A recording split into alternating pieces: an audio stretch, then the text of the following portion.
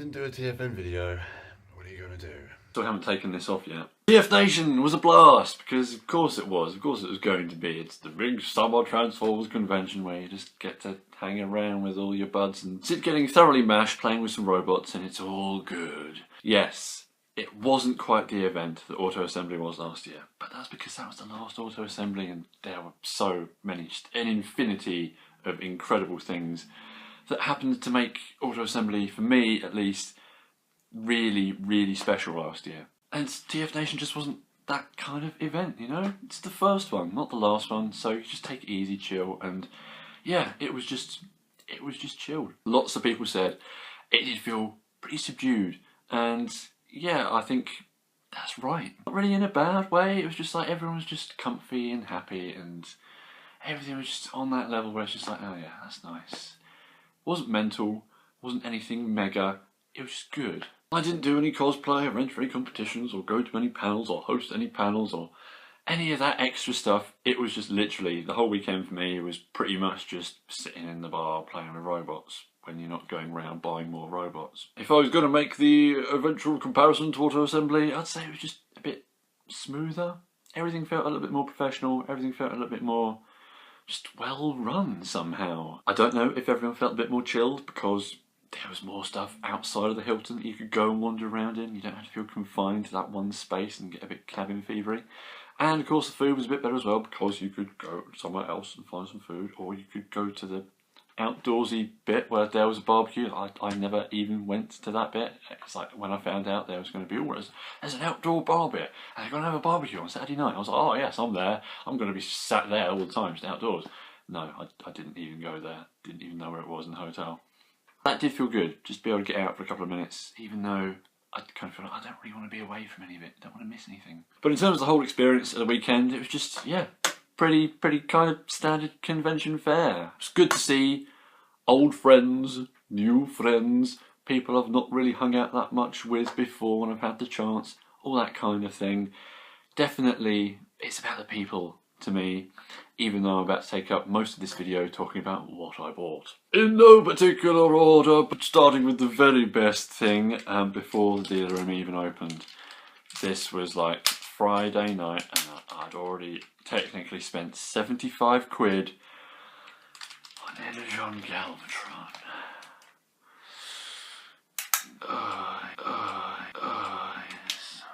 This is very probably my bot of the con. I got him off Mike McLeod, and it's the Galvatron I've always wanted. It's so nice, man. This purple, the shiny red in these abs.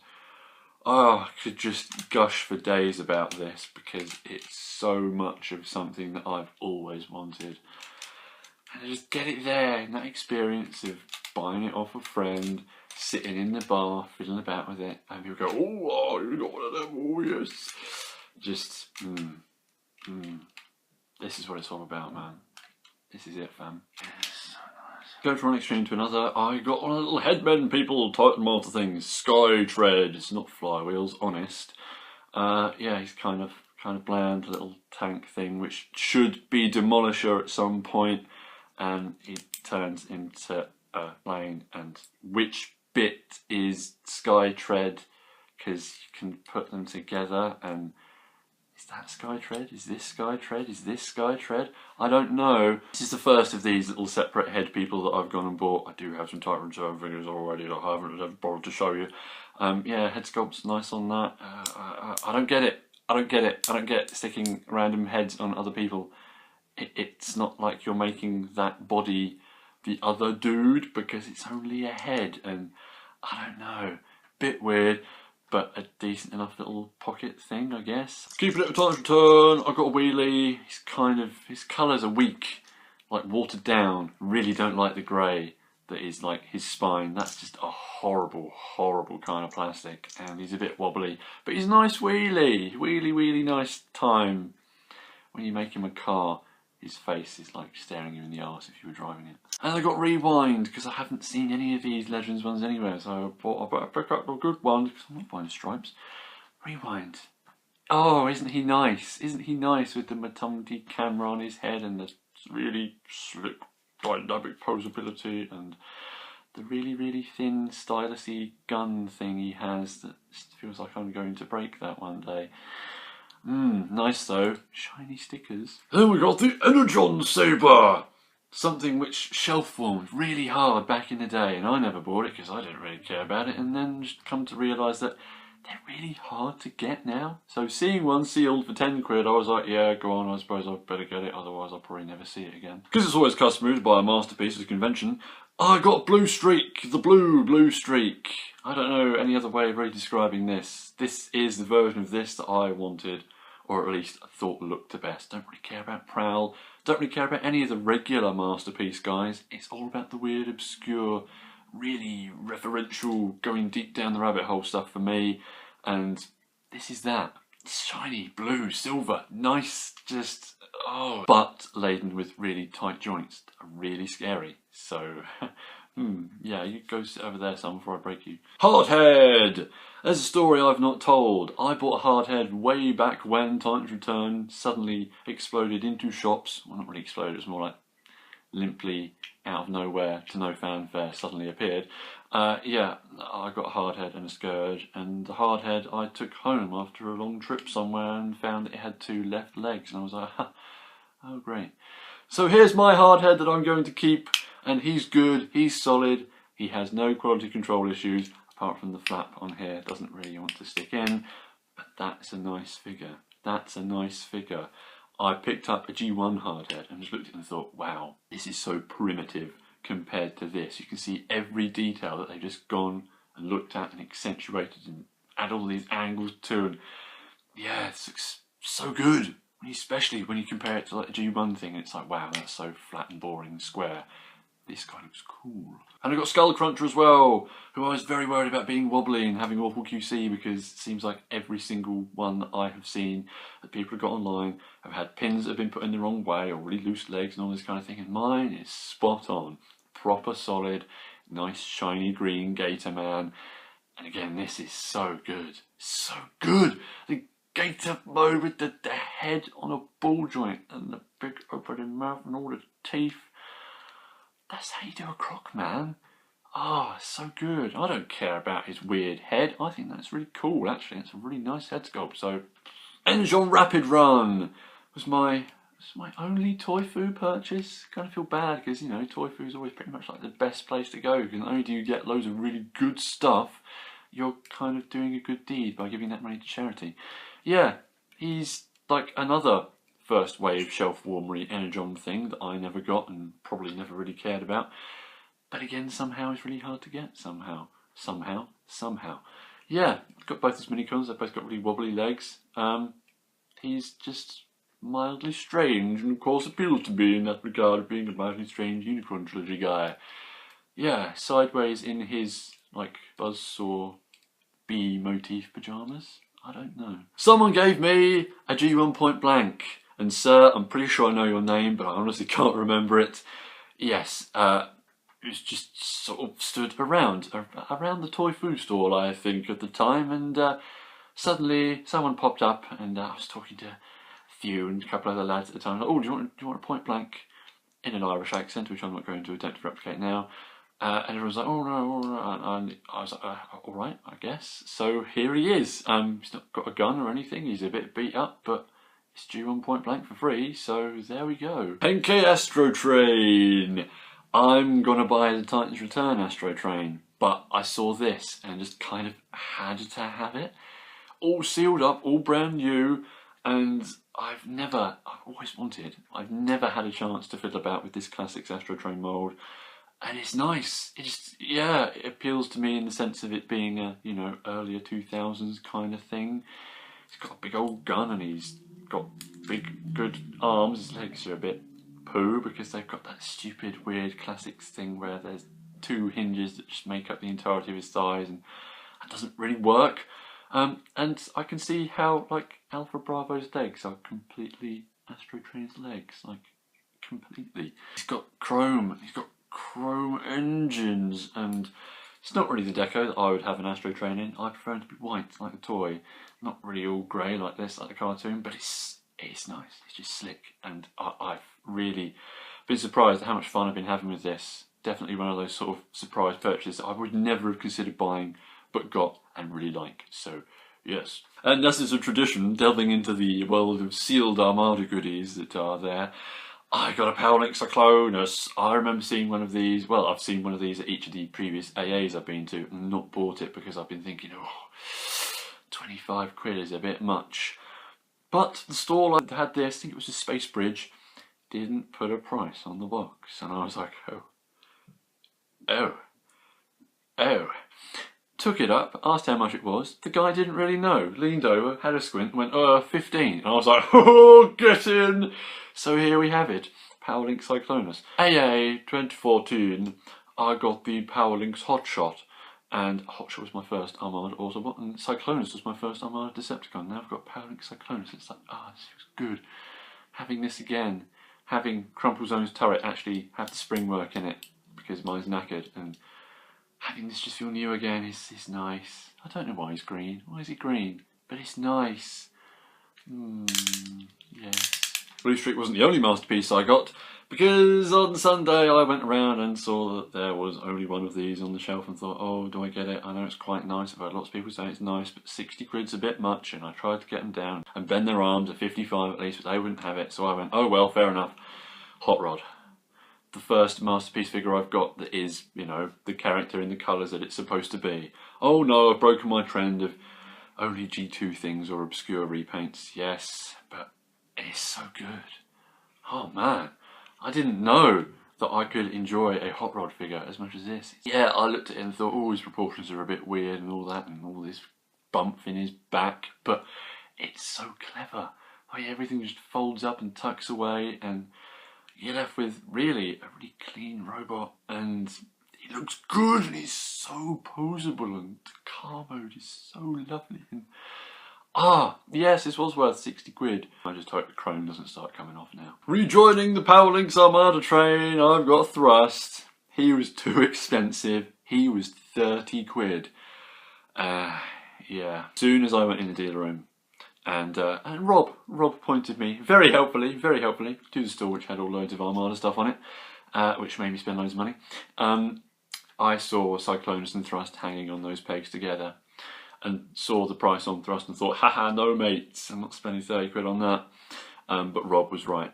I did spend 30 quid on that. I did go back and get it because I thought, why not? Here he is. It's barbecue Thrust with inexplicably like polar themed white Inferno. Don't know, kind of icy for a guy named Inferno. Going in a bit of a weird order. Here's the last thing I bought. Robot Master's Gigant Bomb. Or is it Gigant Bomb? I think Gigant Bomb sounds a bit better. He's the big fat one. I don't have his mate because he was 30 quid and his mate, who's a lot smaller, was also 30 quid. And I thought, jog on. I didn't really want the big one. So here he is with all of his missiles and nice light piping and strange kind of moustache. Yeah, he's got a funny green gun that looks like it is meant to attach to other funny green guns that come with Robot Masters things, but doesn't say anything on the box or in the instructions, so it's just got a weird gun. He's a bit wobbly. He's a bit wobbly. The chest doesn't tab in anywhere, and it's quite hard to get him to stand up because he's so back heavy and his knees are a little bit weak. But he's a nice big G2-ish thing that is of that suitable vintage, which is very nice to pick up at a convention, and provides, you know, enough light piping for the whole haul, basically.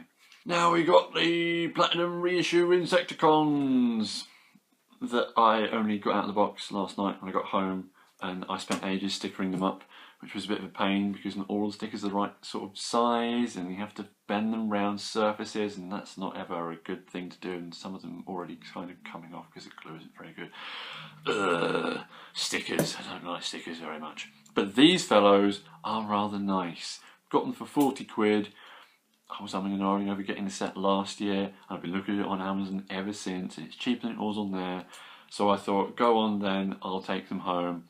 Nice to have a bit of die-casty, chromy G1 charm. I'm really surprised. It's like, I was just expecting their arms to move. No, their legs move as well. That one's really stiff. Their legs move as well, and he gets a little bit of a knee as well. You know, like his legs would bend the wrong way, but they've given it just a bit of enough. You could say that's a bit of a knee. It's like, oh, Really? All the way back in Diaclonia G1 days? Really? But now we come on to the pièce de résistance. That proper top thing. If it wasn't Galvatron being the top thing, this would be the top thing, because on the lovely Space Bridge stall that had all the beautiful sealed Armada things and a few over at the back that I couldn't quite see what they were, there was a Red Alert. I never got Red Alert, and he was 50 quid, and I thought, oh god, am I about to spend 50 quid on the Red Alert? But the guy took 40, and I was like, yes, today's the day. I've got Red Alert.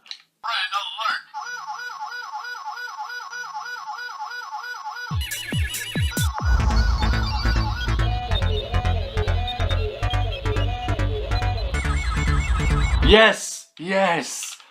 What a proper big name first wave lads that I never got my hands on. He's so good. Red Alert is so nice. Yes, I already had this mould from the movie Inferno, that Toys R Us only repainty thing. But this is so much better than that. It's what it's made to be, and it's just so good. I love it. He shoots fluorescent discs out of his chest, and that thing happens. And he's got different gun attachments, and he's got some weird thing in his leg here.